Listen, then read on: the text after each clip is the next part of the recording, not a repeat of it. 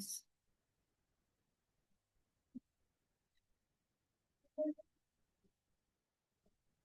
Ya, jadi ini sebelum masuk ke materi, Ustazah mengkonfirmasi kembali ya tentang metode perkuliahan kita ya. Sebentar, Ustazah tampilkan RPS-nya.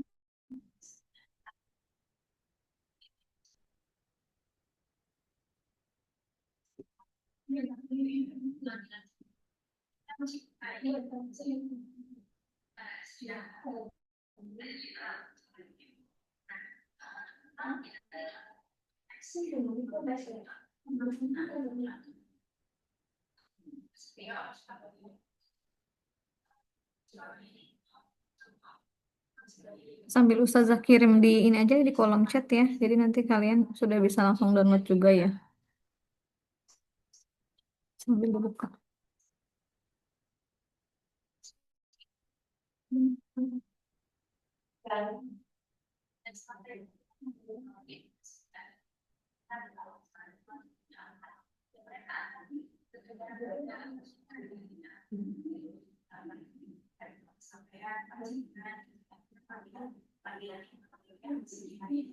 Nah, ini ya, ini kan untuk yang hari ini nanti akan kita bahas ini ya, materi yang sosiologi bahasa dan sosiolingvistik ya. Ini nanti Ustazah akan jelaskan. Nah, terus kemudian ini untuk pertemuan berikutnya, ini tuh materinya tuh hanya ada 6 bab besar ya, 6 pembahasan besar. Nah, tapi setiap satu pembahasan besar ini ya ada sub-sub kecil ya. Nah, sepertinya biar nggak berat, nanti satu kelompok itu hanya membahas satu poin aja. Jadi misalnya nih di mana nih bahan kajian yang nomor 2 misalnya tentang bahasa sebagai sistem komunikasi sosial dalam kehidupan manusia. Nah, ini kan ada 2.1, ada 2.2 ya. Ada komunikasi bahasa, terus selanjutnya masyarakat bahasa. Nah, setiap bahan kajian ada sub-subnya, materinya ini ya, ada dua pembahasan. Nah, Ustazah minta nanti mungkin untuk presentasi satu kelompok, satu pembahasan ini aja ya. Jadi nggak usah 2 pembahasan.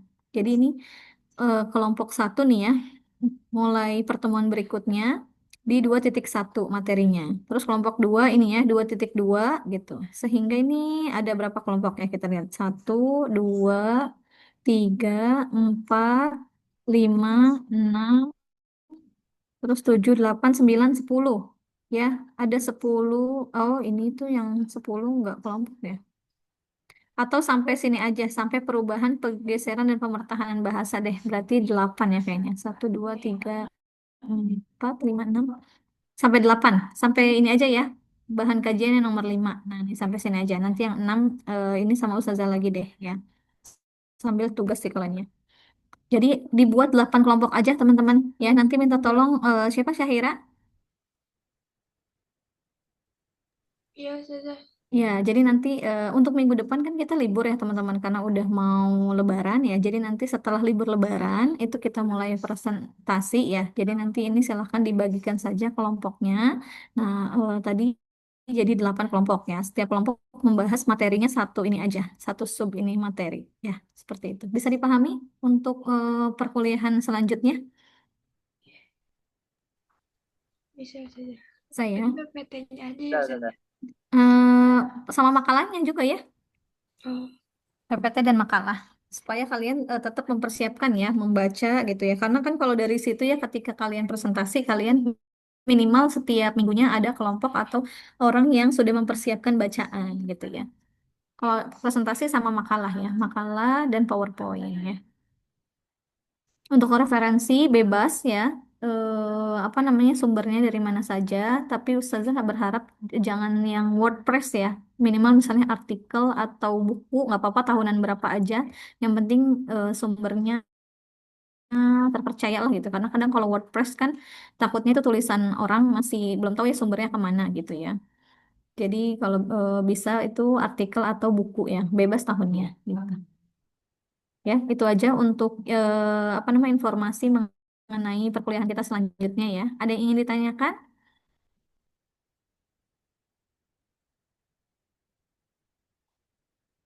bisa dipahami ya untuk pertemuan berikutnya nah ini tadi RPS-nya sudah Ustazah kirimnya di kolom chat nah hari ini kita akan membahas tentang pengantar dulu ya, tentang pengantar sosiolinguistik. Nah, tadi temanya tentang sosiolinguistik dan sosiologi bahasa. Nah, kira-kira nih kalau Ustazah tanyain dulu, ada yang udah baca? Apa itu sosiolinguistik? Apa itu sosiologi bahasa? Ada yang mau sharing?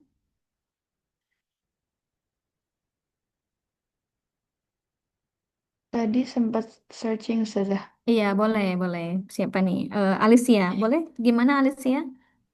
Kalau sosiolinguistik itu fokusnya ke bahasa, kalau sosiologi Mm-mm. bahasa itu fokusnya ke masyarakat. Iya, betul ya. Kalau dari segi apa namanya gitu ya, kita bisa langsung lihat titik fokusnya ya. Kalau sosial musik yang ditekankan adalah ke bahasanya ya. Tapi tadi kalau sosiologi bahasa yang titik tekannya adalah ke masyarakatnya. Kira-kira ada lagi? Ada yang tadi ya boleh searching. Nah, Ustazah kan pernah bilang kemarin ya, boleh kalian itu dari mana aja ya. Sekarang kalian udah ada AI ya, boleh dari apa namanya ChatGPT atau mana. Tapi kalian biasanya kan minta dari ChatGPT yang sumbernya gitu, yang ada sumbernya, misalnya gitu ya. Jadi itu bahan bacaan aja gitu. Udah ada yang baca lagi atau searching-searching lagi?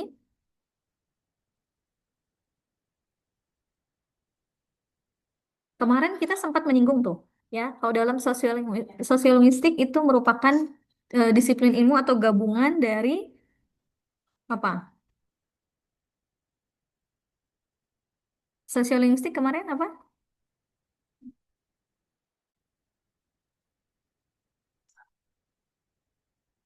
Kemarin sosiolinguistik gabungan dari apa? Ilmu apa dan Biologi, ilmu apa?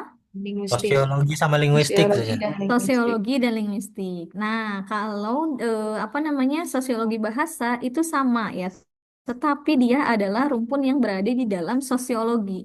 Jadi nih kita nih kalau anak bahasa belajar sosial, nah digabungkan ilmu tersebut gitu ya. Jadi namanya sosiolinguistik. Nah, kalau sosiologi bahasa, ini anak-anak sosiologi nih, anak-anak IPS, mereka belajar apa namanya ilmu masyarakat gitu ya. Terus digabungkan dengan ilmu bahasa. Nah, itu gabungannya sosiologi dan bahasa ya.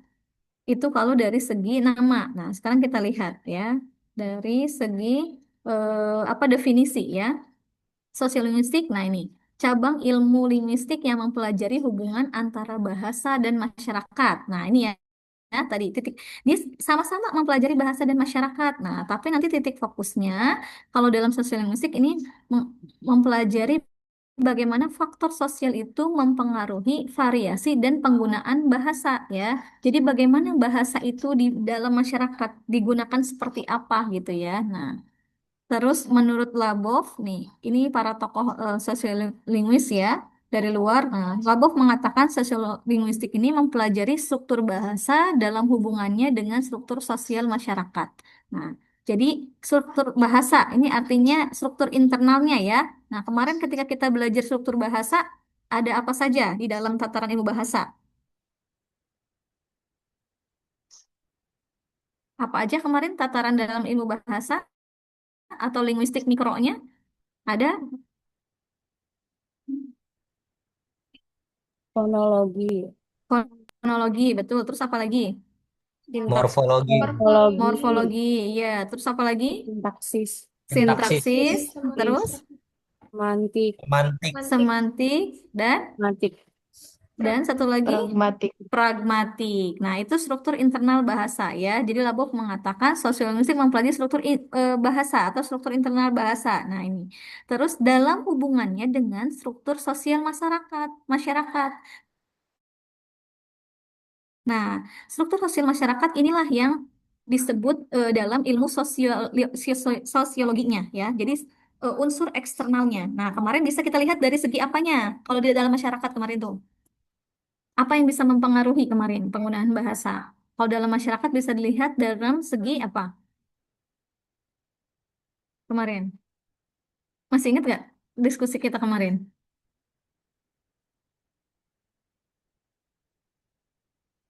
Halo, Rehan, ingat nggak? Rehan? yang mana saja? Jadi kemarin kalau dalam sosiolinguistik ya ada kita mengkaitkan penggunaan bahasa di dalam masyarakat. Nah, penggunaan bahasa, struktur internal bahasa tadi disebutkan ada fonologi, morfologi, sintaksis, semantik sampai pragmatik. Nah, kemudian dikaitkan atau hubungannya dengan struktur sosial masyarakat. Nah, ketika bahasa digunakan masyarakat bisa kita lihat dari segi apa kemarin? Oh, itu makro saja. Iya, dari segi apanya? Misalnya dari segi us usia. Usia. Kan kemarin kan kita misalkan kata-kata FOMO nih. Kita nih anak muda tahu ya kata-kata FOMO. Tapi orang tua tahu nggak kira-kira kata-kata FOMO? Enggak kan? Nah, kita kemarin kan diskusi tentang itu kan. Nah, itu jadi penggunaan bahasa dilihat dari struktur sosial masyarakat berdasarkan usia. Terus kemudian berdasarkan apa lagi kemarin selain usia? Pendidikan saya. Pendidikan, betul ya, berdasarkan pendidikan. Kita anak-anak kuliahan gitu ya, apa namanya, tahu istilah-istilah tadi apa kayak proposal, skripsi, terus apa mata kuliah misalnya gitu ya. Nah, istilah-istilah. Tapi orang-orang yang tidak kuliah gitu ya, ya mereka tidak akan tahu istilah itu. Begitu pula mungkin ya kalau di kampung nih, misalnya istilah pertanian misalnya gitu ya. Orang-orang yang di kampung kerjanya bercocok tanam gitu ya, menanam padi. Istilah nandur. Kalian tahu nggak istilah nandur? Tahu nggak? Enggak ya. Nah, itu tuh apa namanya istilah yang digunakan oleh apa namanya orang-orang yang mau menanam padi itu ya. Kalau nggak salah tuh istilahnya nandur ya. Nah, itu kita kita kurang familiar karena kita nggak tahu gitu ya istilah yang biasa mereka gunakan. Nah, sehingga pendidikan, terus kemudian apa tadi usia, terus gender juga mempengaruhi. Coba kalian perhatikan kalau misalnya perempuan memberikan pujian dengan laki-laki memberikan pujian, gimana tuh? Biasanya kalau cewek kalau ngasih pujian gimana? Nih, misalnya siapa? Hanza, kamu lihat Shiva punya tas baru. Gimana kamu kamu kasih komen apa? Apa saja punya tas baru. Iya, misalnya Shiva punya tas baru. Kira-kira kamu bakal beli bahkan akan memberikan komentar kayak gimana? Langsung ini sih takjub dulu saja biasanya. Iya, gimana gimana? Boleh kasih contoh. Aduh gimana saja. Coba kamu lihat bayangin Shiva punya tas baru atau punya tuh dia pakai jilbab baru atau baju baru. Wah Siva cantik banget Siva. Kayaknya kerudungnya Cocok gitu ya. paling cocok sama Siva gitu. Nah, gitu kan tuh ya. Wah, cantik banget. Apalagi biasanya panjang tuh. Beli di mana? Boleh langsung keranjang, Ja. Boleh langsung biasa langsung panjang ya Din ya. Nah, tapi bandingkan kalau misalnya anak cowok yang komentar. Bisa jadi kalau yang dilihat anak perempuan ya bodo amat gitu ya, kecuali misalnya pacarnya gitu ya. Anak cowok biasanya nggak peka ya, laki-laki biasanya nggak peka. Atau misalnya sesama teman, coba. Real, kamu kalau misalnya ada temen cowokmu punya apa baju baru atau jam baru, komen nggak kira-kira? Terus Enggak sih gimana saya. kalau komen? Kalau komen Nggak, paling jarang kayak komen ya. iya. Komennya gimana kira-kira? Misalnya Pal- misalnya komen pun. Paling misalkan bajunya baru, komen cuma kayak tumben bajunya nggak dekil gitu. Nah, tuh kan caranya beda kalau laki-laki sama perempuan gitu ya. Paling kalau nggak, wih keren amat nih, bisa gitu ya. Jadi dia hanya apa ya, lebih simpel. Biasanya laki-laki itu ya lebih simpel. Terus tadi atau bisa jadi sebaliknya tadi, tumben nggak dekil gitu. Padahal kan biasa kalau tadi perempuan lebih banyak pujian misalnya gitu kan, cantik sekali, apa cantik banget, cocok deh pakai itu. Terus malah berujung nanya beli di mana, soalnya gitu ya. Nah itu perbedaan gender mempengaruhi penggunaan bahasa kita gitu. Nah teman Ustazah pernah ada yang melakukan penelitian tentang makian. Nah, kata-kata apa kasa apa ya makian tuh bahasanya bukan hinaan ya, tapi lebih ke kalau di Jawa orang-orang Jawa Timur itu mereka kayak misalnya eh, bisa jadi ke temen atau bisa jadi ke orang yang nggak suka gitu. Nah, mereka tuh menggunakan diksi-diksi khusus gitu ya. Kalau ke laki-laki seperti apa, perempuan seperti apa. Nah, itu bisa dijadikan penelitian. Yang diteliti adalah tadi penggunaan bahasa kita. Makanya tadi Ustazah tanya, tuturannya seperti apa, kalimatnya seperti apa gitu. Nah, itu apa namanya dikaitkan dengan gender. Nah, jadi usia, gender, terus tadi pendidikan gitu, itu disebut dengan apa namanya unsur di luar bahasa yang berkaitan dengan masyarakat gitu ya. Nah, maka dari itu sosiolinguistik itu mempelajari tadi penggunaan struktur internal bahasa dan dikaitkan atau bagaimana hubungannya dengan struktur masyarakat. Seperti itu. Terus Holmes di sini menyatakan sosiolinguistik sebagai studi tentang hubungan antara bahasa dan masyarakat serta bagaimana bahasa digunakan dalam berbagai konteks sosial. Sama ya pada dasarnya intinya, hanya mereka menggunakan istilah-istilah yang berbeda. Nah, tadi kalau dalam Labov mereka istilahnya struktur bahasa terus dalam hubungannya dengan struktur sosial. Kalau Holmes ini menyatakan hubungan antara bahasa dan masyarakat, terus dikaitkan dengan konteks sosial. Ini hanya perbedaan istilah ya. Terus terakhir di sini Wardell mengatakan sosiolinguistik adalah kajian mengenai hubungan antara bahasa dan masyarakat. Nah, ini hampir sama nih sama Holmes ya. Nah, tetapi kayaknya lebih gabungan ya dengan Labov. Nah, dengan tujuan memahami struktur bahasa dan cara bahasa berfungsi dalam komunikasi. Nah, ini dia lebih komprehensif ya. Ini kayak lebih ke menyatukan pendapatnya Labov dan Holmes ya. Hubungan antara bahasa dan masyarakat, terus kemudian dengan tujuan untuk memahami struktur bahasa dan cara bahasa berfungsi dalam komunikasi. Nah, itu secara pengertian. Terus sekarang kita masuk ke fokus kajiannya. Nah, dari segi fokus kajiannya berbeda juga. Tadi oleh siapa Alicia ya, dikatakan apa tadi Alicia? Kalau sosiolinguistik lebih fokusnya ke mana? Mana? Ke bahasa Tadi ada Ustazah. Alicia? Ke bahasa. Nah, maka yang dikaji adalah penggunaan bahasanya. Nah, salah satunya nih contohnya tentang variasi bahasa. Apa itu variasi bahasa? Nah, nanti kita bahas ya. Ada dialek, ada sosiolek, ada idiolek. Nah, ini tuh ada yang apa namanya? Dialek itu lebih ke penggunaan bahasa, ciri penggunaan bahasa oleh suatu kelompok ya. Nah, terus kalau apa namanya? Idiolek nanti itu perorangan. Jadi ini kadang setiap orang punya ciri khas. Nah, kalau dialek misalnya nih dialeknya ini ada orang Jawa nggak? Kalian ada orang Jawa nggak? Ada yang dari Jawa? Ya, kamu dari Ada mana? Bu, saya Bu Siapa? ada. Oh, Ustadz Hakam. Iya, misalnya ya Ustadz, kalau ada Jawa Timur, Jawa Tengah, sama misalnya Jogja gitu ya, itu kan memiliki apa namanya dialek yang berbeda gitu ya. Walaupun kosakata bahasa Jawa, tapi memiliki dialek atau penyampaian kata-kata tertentu gitu ya, dengan penggunaan yang berbeda. Udah Ustadz Hakam ya. Ustadz, izin Ustadz. Mana? Ya terusin aja terusin. Ya, ya, oke Ustadz. Nanti Ustadz yang menambahkan ya Ustadz. Ya sedikit aja paling. Iya Ustadz. Nah, atau misalnya di Betawi ya, misalnya nih, bahasa Betawinya orang mana? Orang Jakarta, mana ya? Misalnya di Bekasi ya, di Bekasi juga kan misalnya ini penggunaan bahasanya ada bahasa Betawi, tapi dengan Betawinya Jakarta Tulen gitu ya, misalnya di Jakarta Pusat atau di mana di sini Jakarta Timur gitu ya, itu memiliki istilah ada yang berbeda gitu ya, kayak misalnya bilang tidak. Nah, kalau di Bekasi ora, tapi kalau ada juga di daerah mana tuh bilang tidak itu apa? Enggak misalnya ya, enggak atau apa lagi? Apa ada lagi yang penggunaan kata tidak? Kemarin siapa ya? Kemarin di kelas mana ya? Ada yang bilang apa ya istilahnya tuh? Nah, itu eh, penggunaan perbedaan itu gitu ya. Nah, yang ketika penggunaan dalam suatu daerah gitu ya. Nah, itu yang disebut dengan dialek. Nah, nanti ada yang apa perbedaannya oleh perseorangan. Misalnya Real sama tadi siapa? Shiva atau Hanza pasti punya ciri khas. Misalnya nih Real nih kalau ngomong apa suka mencampurkan bahasa, misalnya bahasa asing misalnya. Oh, ini suka nih nyampurin bahasa asing. Terus kemudian punya ciri khas nih pasti kalau yang ngomong suka ada campur-campuran bahasa asingnya nih si Real nih misalnya. Suka digabung-gabung pakai istilah Arab misalnya.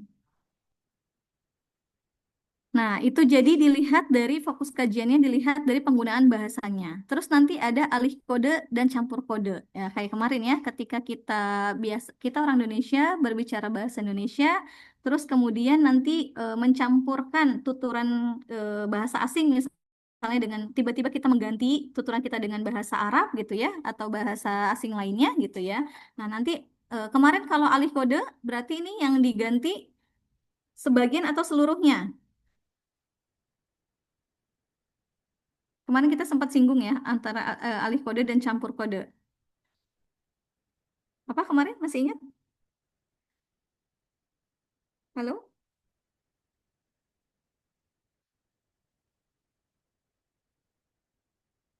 Kalau ahli kode yang semuanya diganti. Iya, semuanya ya satu struktur sintaksis gitu ya. Nah, tapi kalau campur kode, 50-50, setengah-setengah. iya, ya, kalau nggak sebagian gitu ya, sedikit sebagian ya, dia tidak sampai satu struktur sintaksis gitu ya.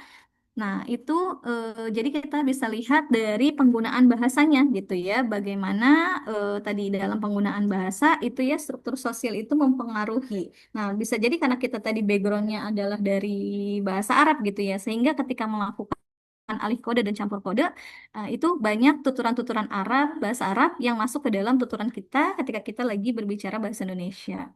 Terus nanti ada bahasan tentang bahasa dan identitas sosial, kemudian penggunaan bahasa dalam berbagai situasi sosial ya. Nah, terus ini hubungan bahasa dengan kelas sosial, usia, dan gender. Nah, ini yang nanti akan kita bahas satu persatu ya di masing-masing sub-sub materi yang tadi sudah kita bagikan di RPS itu ya. Ini Ustazah dikasih prolog dulu aja ya untuk membedakan dengan nanti dalam fokus kajian dalam sosiologi bahasa. Nah, ini ya, kalau sosiologi bahasa, yaitu bidang kajian yang mempelajari peran bahasa dalam kehidupan sosial masyarakat secara lebih luas, terutama kaitannya dengan struktur sosial, kebijakan bahasa, dan fungsi bahasa dalam masyarakat. Nah, jadi dia lebih menekankannya ini, apa bagaimana masyarakat itu ya memandang bahasa ya. Nah, ini nanti ada tentang kebijakannya ataupun fungsinya ya dalam masyarakat. Nah, terus kemudian untuk fokus kajiannya, ini lebih ke, kalau tadi kan penggunaan bahasanya ya yang kita bahas. Kalau dalam sosiologi bahasa, ini kebijakan bahasa, perencanaan bahasa, nah ini pemertahanan dan pergeseran ya. Terus tentang bahasa nasional dan bahasa daerah, kemudian bahasa dan kekuasaan dalam masyarakat. Nah, jadi titik tekannya adalah bagaimana masyarakat itu apa memandang atau menilai gitu ya bahasa.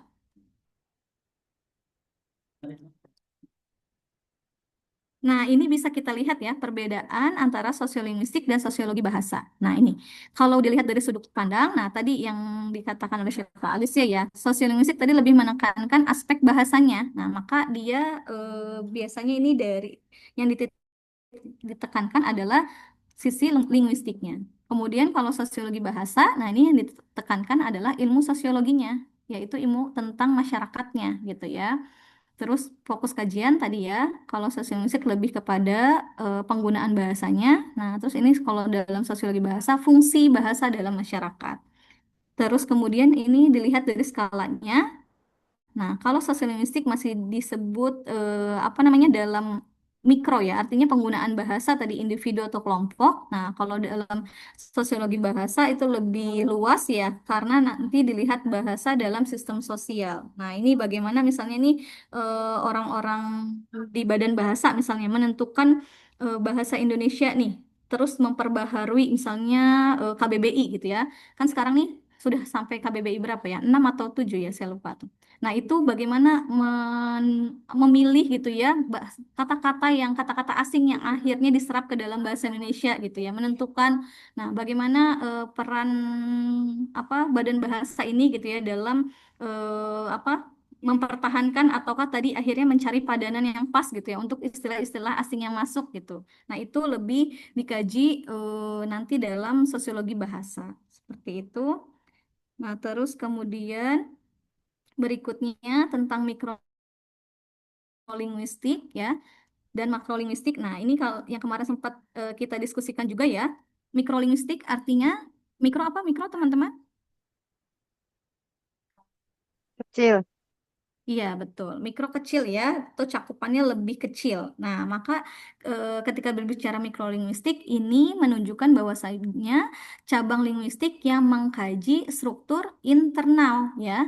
Jadi dia cakupannya lebih kecil atau lebih sedikit ya, struktur internal bahasa tanpa memperhatikan faktor luar bahasa. Nah, maka kalau kita berbicara mikrolinguistik, apa aja nih yang ada dalam mikrolinguistik? Kemarin, yang tadi juga disebutkan, apa aja? Teman-teman yang termasuk kategori Fonologi, mikrolinguistik Psikologi, fonologi, betul. Fonologi mempelajari tentang apa? bunyi, bunyi bahasa. Ilmu bunyi ya. Terus kemudian yang kedua, tingkatan kedua, Morfologi, ya, morfologi, morfologi, ilmu tentang pembentuk pembentukan kata. Bentuk ya, kata.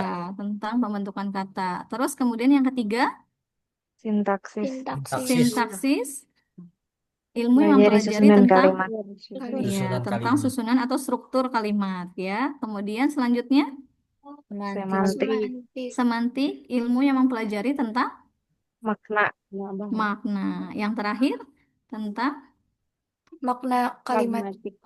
pragmatik ya, Pragmatik. walaupun pragmatik agak kontradiksi ya. Ada yang mengatakannya masuk ke mikro, dan ada yang mengatakan ke makro. Nah, ini bisa kita lihat ya. Tadi itu bidang kajian mikrolinguistik ya. Ada fonologi, morfologi, sintaksis, semantik, dan pragmatik.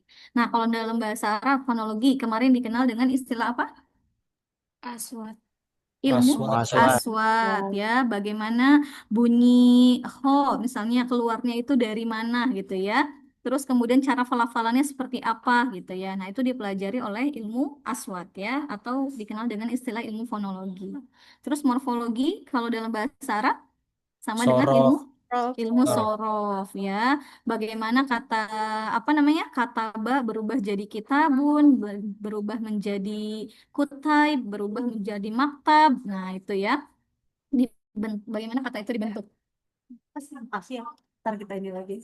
Mbak, aku bimbingan di atas ya. Oke, terus kemudian sintaksis sama dengan Nahu.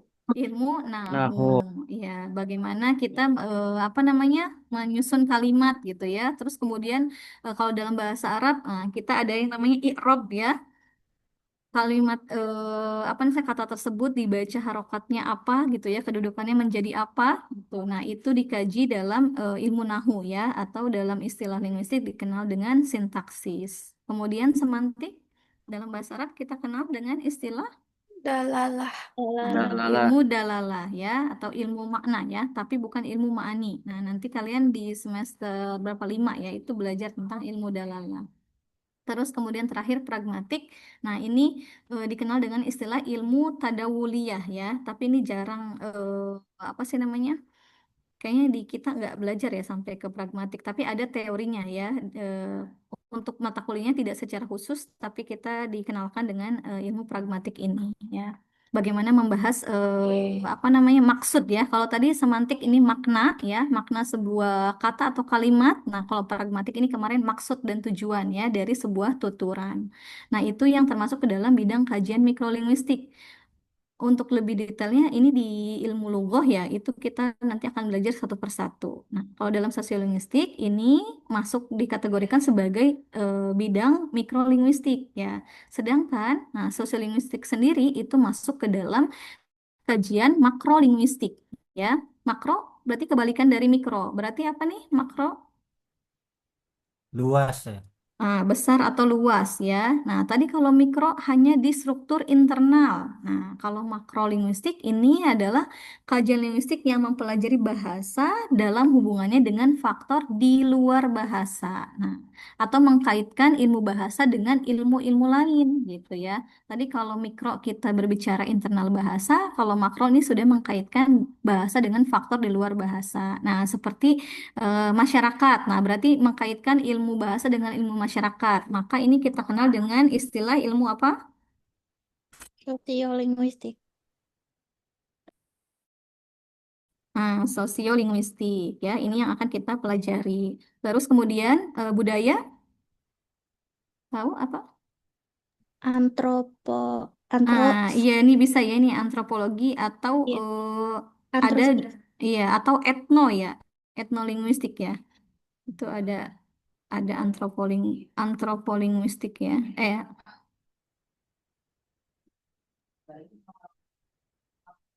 Antropolinguistik atau ada etnolinguistik ya. Itu yang mengkaji budaya, bahasa dengan budaya. Terus yang mengkaji psikologi dengan linguistik, psikolinguistik. iya, psikolinguistik ya. Terus ada lagi kemarin ilmu yang terbaru, apa? Mengkaitkan bahasa dengan hukum. Apa kemarin? Linguistik forensik. Linguistik Nah, forensik. linguistik forensik ya. Sudah masuk ke dalam tataran ranah hukum ya. Nah, jadi eh, apa namanya istilah makrolinguistik ini merupakan bidang kajian linguistik yang lebih besar ya, lebih luas tahapannya ya dibanding mikro. Artinya kita mempelajari bahasa sudah mengkaitkannya dengan unsur di luar bahasa atau faktor di luar bahasa gitu ya. Atau tadi bisa kita sebut juga mengkaji bahasa dikaitkan dengan ilmu-ilmu lain. Nah, ini ya tuh ya tadi ada sosiolinguistik, ada psikolinguistik, terus ada antropolinguistik, kemudian etnolinguistik dan juga linguistik forensik. Nah, yang akan kita bahas atau yang menjadi apa titik utama dari perkuliahan kita ini ya di sini mengkaitkan bahasa dengan masyarakat, yaitu ilmu sosiologi dengan ilmu linguistik. Itu yang disebut dengan makro linguistik. Terus kemudian yang terakhir ya, tentang ruang lingkup kajian sosiolinguistik. Nah, tadi ya, fokus atau ruang lingkup kajian sosiolinguistik, kita lebih menekankan bagaimana penggunaan bahasa dalam masyarakat, gitu ya. Nah, maka ini salah satu pembahasannya ya. Tadi ada variasi bahasa, terus kemudian nanti ada alih kode dan campur kode, kemudian bahasa dan identitas sosial, bahasa dan kelas sosial, bahasa dan gender, ya. Ini ruang lingkup dalam kajian sosiolinguistik. Dan ini nanti akan dibahas dari setiap pertemuannya ya di yang tadi sudah di apa dibahas dalam RPS ya. Nah, nanti itu berarti teman-teman minta tolong ya untuk dibuatkan kelompoknya karena sekarang kita akan membu apa menjadikan mode perkuliahannya.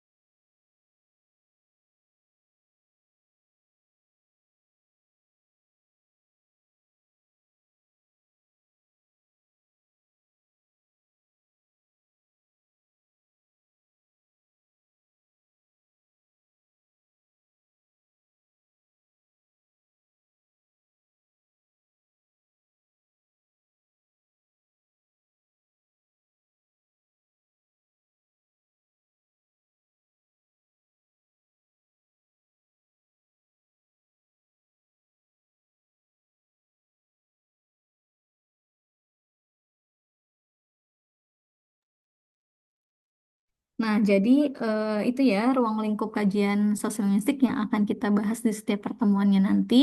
Nah, jadi nanti masing-masing teman-teman silahkan dibuat kelompoknya, terus kemudian kita paparkan tadi dari tiap pertemuan ini ya sub-sub materinya yang tadi.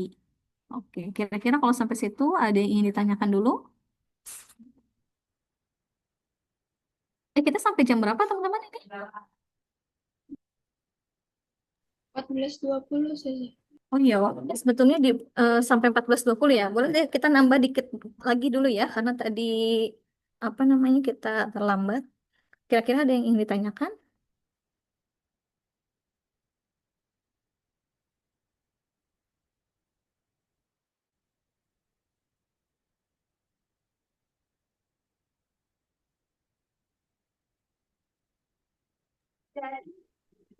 Kalau nggak ada, dari kesempatan ada yang ingin ditambahkan, Ustaz? Siap, siap, siap. Di sini rame nih. Adanya Pak Nurudin, ada Prof. apa namanya, Pak Romdoni. Oh iya, Ustaz. Iya, mungkin sedikit saya tambahkan ya. Jadi memang seharusnya apa namanya mata kuliah ini itu ada syaratnya ya, ada syaratnya. Jadi dulu ini ada prerequisite-nya namanya ya. Dimatikan aja ini apa namanya? Oh iya, eh Ustaz. ya, Iya, Ustaz. ada syaratnya yaitu linguistik atau ilmu lughah ya, ilmu lughah ya. Jadi linguistik atau ilmu lughah syaratnya itu ya. Nah, sehingga kajian sosiolinguistik itu kan memang mengkaji apa namanya linguistik ya kan, linguistik hubungannya dengan masyarakat ya. Jadi namanya aja sosiolinguistik kan, jadi hubungannya dengan masyarakat itu dikaji ya dalam kajian sosiolinguistik. Nah, oleh karena itu syaratnya itu memang harus belajar linguistik dulu ya, atau ilmu lughah dulu. Nah, kalau tidak belajar ya agak susah ya kan. Tapi hari ini Anda mengambil dua-duanya barengan kan. Nah, cuman kan di awal-awal Anda belum ketemu ya, belum ketemu misalnya ada apa namanya linguistik mikro, linguistik makro, ada interdisipliner ya kan. Nah, itu eh, kajian-kajian seperti itu sebenarnya harus didahului, harus diketahui dulu dengan ilmu lughah ya, dengan ilmu lughah. Nah, sehingga ketika Anda belajar sosiolinguistik, Anda sudah bisa langsung kena istilah-istilahnya ya. Istilah-istilah langsung kena ya kan. Nah, di sini misalnya dalam sosiolinguistik itu kan dipelajari ada dialek, ada idiolek, ada sosiolek ya kan. Nah, itu ada istilah-istilahnya ya kan. Nah, ada juga apa namanya di situ pemertahanan, ya kan? Ada juga apa namanya yang jelas hubungannya bahasa dengan masyarakat, ya, dengan masyarakat. Orang terpelajar, orang yang tidak terpelajar, tentu bahasanya beda. Orang kaya, orang miskin, bahasanya beda. Ya, anak mahasiswa sama anak jalanan harus bahasanya beda. Ya, orang pedagang misalnya dengan dosen atau dengan guru atau dengan apa namanya kaum buruh misalnya itu bahasanya jelas beda. Eh, Misalnya saya ketemu di kereta ya kan, orang bisa menyangka saya ya kan, atau saya bisa melihat apa namanya latar belakangnya dia itu dari bahasanya ya, dari bahasanya. Kalau kita cermati misalnya, oh dia orang bisnis, oh dia apa namanya akademisi, itu bisa terlihat ya dari situ. Nah, oleh karena itu kita belajar sosiolinguistik ini adalah bagaimana kita akan mengkaji tentang hubungannya bahasa dengan masyarakat, ya bahasa dengan masyarakat. Nah, apakah bahasa bisa punah? Bisa, ya. Misalnya terjadi peperangan bahasa, ya. Peperangan bahasa, ya. Bahasa itu bisa perang juga, ya. Tidak hanya Israel sama Iran, ya. Nah, mana yang kalah nanti, ya? Yang kalah itu, yang lain bisa punah, yang lain bisa punah, ya kan? Termasuk misalnya hari ini, ya, hari ini orang Jawa, orang Padang, orang Sunda, ya kan? Anak-anak sekarang itu suruh ngomong bahasa Sunda yang halus nggak bisa, ya. Suruh ngomong bahasa Jawa halus nggak bisa. Diajak ngomong bahasa Jawa aja, jawabnya bahasa Indonesia. Karena anak-anak YouTube sekarang, ya, anak-anak YouTube itu, nah, bagaimana usaha baterai saya mau habis ini, ya kan? Bagaimana usaha apa namanya eh, tadi disebutkan sama Bu Masito ya kan, dengan kebijakan misalnya, nah, itu ada pemertahanan. Ya, pemertahanan nanti makanya ada muatan lokal misalnya, ya pelajaran muatan lokal salah satunya adalah bahasa Sunda, bahasa Jawa. Supaya apa? Supaya tidak punah, ya, supaya tidak punah. Nah, itu mungkin dari saya ya, apa namanya? Karena di sini ada banyak dosen yang mau rapat apa nih. Saya nggak ngerti nih mau rapat, mau pergi ke Aljazair ini. Iya, apa namanya? Eh, kita belajar sosiolinguistik nanti sudah dikasih tahu insya Allah setelah Lebaran, Bu Masito ya, Anda bisa apa namanya menggunakan AI ya kan. Nah, silakan tampilan apa namanya PPT-nya dengan AI pula ya kan. Tapi yang jelas Anda harus mengerti konsepnya ya. Anda boleh menggunakan AI, Anda boleh menggunakan bantuan AI buat PPT-nya, buat apanya, tetapi konsepnya harus ngerti. Misalnya bisa memberikan contohnya, bisa memberikan definisinya, bisa memberikan analisisnya, gitu loh. Ya, jadi tidak textbook gitu kan. Nah, apa yang tertulis di AI, Anda langsung adopt ya, kemudian Anda nggak ngerti maksudnya. Coba contohkan dalam beberapa fenomena kebahasaan yang berhubungan dengan sosial masyarakat. Nah, Anda harus ngerti seperti itu, ya. Silahkan Anda sekarang ini kan kita tidak bisa bebas dari AI, nggak bisa, ya. Tetapi konsep itu harus ngerti. Sehingga kalau ditanya tidak perlu saya lihat dulu ya, gitu loh. Saya buka dulu Google-nya ya, saya buka dulu GPT-nya ya, nggak gitu, ya. Kalau ditanya langsung teng teng teng teng teng gitu loh, gitu. Karena sudah baca dulu. Oke, gitu aja Bu Masito ya. Ya, saya Ya, Ustaz. sampai di sini dulu. Oke, Ya, ya saya Afwan, tutup. Ustaz. Ya, Van. Ya, terima kasih Ustadz untuk tambahannya. Nah, itu ya tadi teman-teman, apa untuk nanti pembuatan makalah atau PowerPoint silahkan ya, boleh menggunakan apa namanya AI gitu ya. Tetapi teman-teman diharapkan juga memahami ya istilah-istilahnya tadi ya konsepnya agar nanti penjelasannya tidak hanya berdasarkan tekstual saja gitu ya teman-teman. Apalagi nanti ya tadi ada istilah-istilah yang akan berkaitan apa namanya dengan linguistik umumnya. Nah, berarti teman-teman nanti ini kalau bisa bisa ini ya sinkron ya antara materi-materi dalam Lugha Am dengan materi yang ada dalam sosiolinguistik ini. Begitu ya. Kira-kira ada yang ditanyakan sampai situ?